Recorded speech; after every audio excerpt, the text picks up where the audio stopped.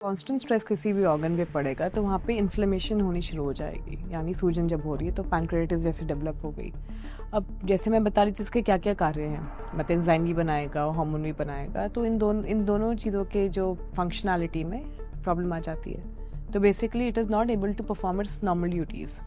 अब जब नॉर्मल काम नहीं करेगा उसके वजह से डायबिटीज़ कॉन्सेट हो सकता है। इन्फ्लेमेशन अगर है तो आपका खाना डाइजेस्ट ही नहीं होगा, you keep throwing up, vomitings होती रहती हैं, मतलब एक्सट्रीम वेट लॉस होता है।